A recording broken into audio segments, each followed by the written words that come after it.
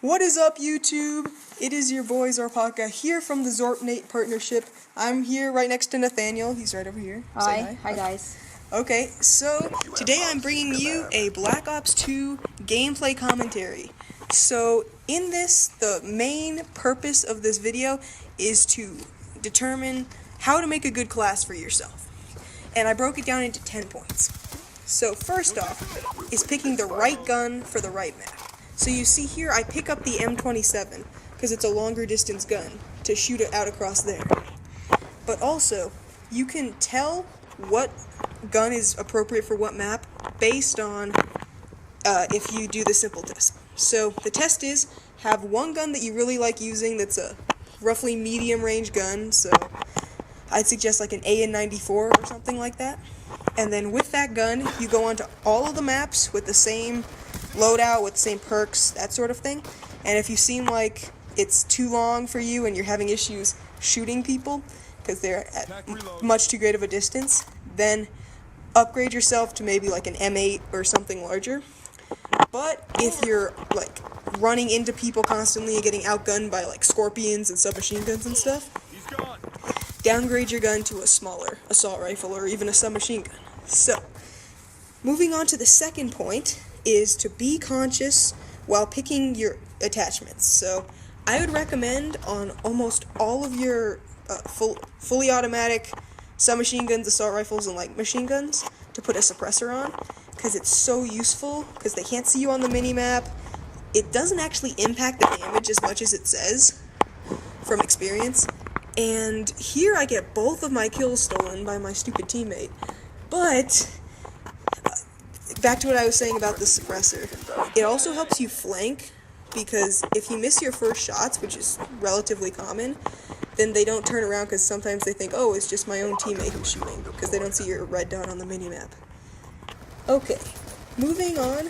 Another point that I have is always using quick draw. On submachine guns, it's useful, but it's not completely necessary, whereas on light machine guns and assault rifles, you cannot play without quick draw. It's just such a huge equalizer and makes you a lot better.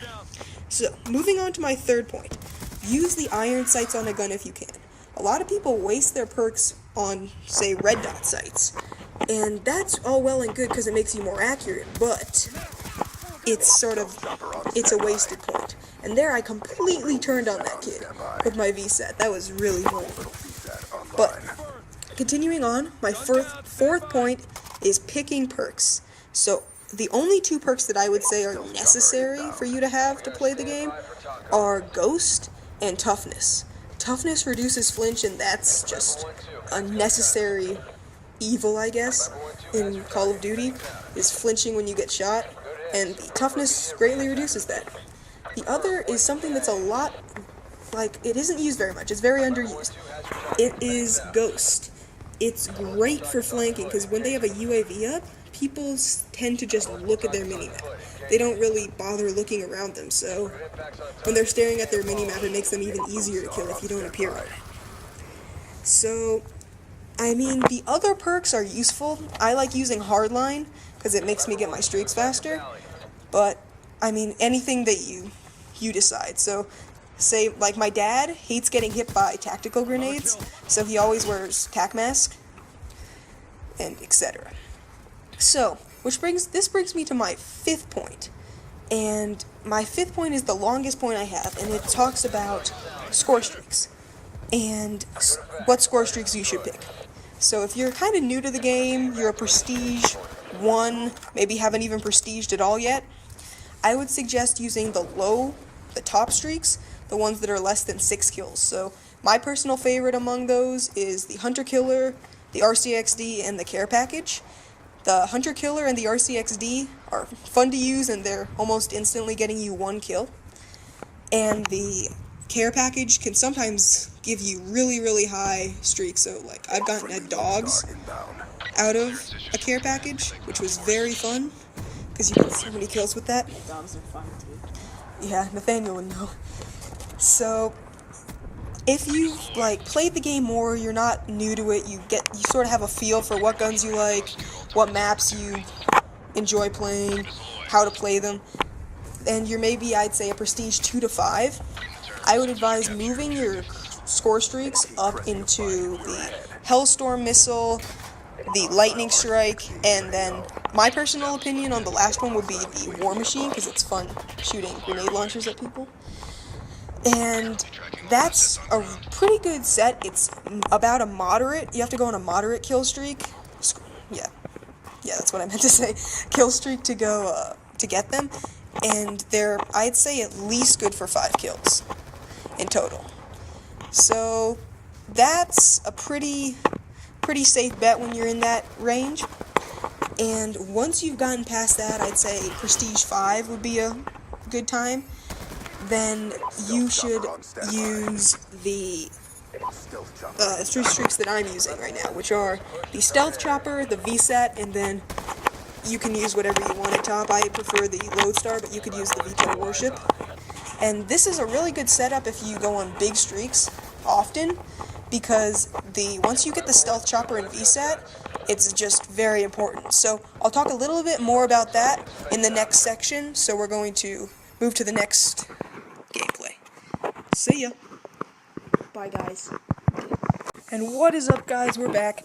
So this is the second section of the video, and we are going to be talking about the later set of streaks, in a little bit more detail, and finally the last 4 points. So what I was talking about before we hit this break was basically that you should, when you're at a higher level, use the Stealth Chopper and Orbital VSAT. This is because they are both really, really good.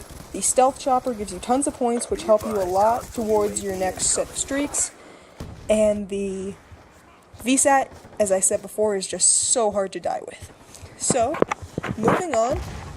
Oh yes, and one last thing that I wanted to talk about. The Prestiges are just ballpark ranges on where you should be at your level. And it actually really means nothing. Like, if you're a Prestige 1 and you're getting Lodestars, that's awesome. But that's just to give a brief idea. And there, I do not even understand how I killed that person. But, continuing on, my next point is secondaries. And secondaries are quite useful for specific types of weapons. For submachine guns, I would not advise using secondaries. The only secondaries I would advise using are like long distance, so a 5.7 on a short distance submachine gun. That seems to work quite well. But besides that, it's secondaries I use predominantly on LMGs and assault rifles. Because when you come into a crowded room and you have a light machine gun out, it's really hard to, I guess, fight them off. So if I personally like using the Cap 40 or the B23R when I do this, and that's just because they do a lot of damage and they're fun to use. So that brings us to my second point, which is tacticals and lethals, and when you should use them. Normally, I don't use tacticals and lethals. I use them only like when I have one extra class point, so I can't put on an extra perk. Can't put on an extra attachment, and I have a submachine gun, so I don't want a secondary. So, I mean, I normally use, like, combat axe, because that's fun to throw, but, I don't know, it's up to you. They're quite useful in different game modes, but since I only play team deathmatch in public matches, and domination, I don't really use them. So, my next point is using cover to your advantage. So this is something that you just have to learn. Like, when you should dive for cover and try to survive, or if you should just keep fighting. And that's just a really important skill. The next is jump and prone shotting people. Now, this takes a little bit of practice, and if you want to practice this and have the patience to do so, just, I'd say, go on about 9 recruit level bots on a map like Nuketown or Hijacked, and then practice just jump and prone shotting them for a few minutes, because it's fun. And there, I just get my Lodestar right before I die, which is really lucky. But, continuing on, the prone shots and the jump shots are just there to throw people off of you, and it gives you sometimes a huge advantage. Friendly lodestar My inbound. second to last point, or my last point actually, is to buy these things called control freaks, and they're these really cheap add-ons to your controller. I believe they're $1. They're really inexpensive. You can buy them online on Amazon, all that stuff, and they're basically an addition onto your right joystick, and what they do is they add length to it, which makes it really useful. So there are my tips, guys. Hope you enjoyed the Brought the video, pain. Time to and get see you on the paid. next one. Bye! Banzai!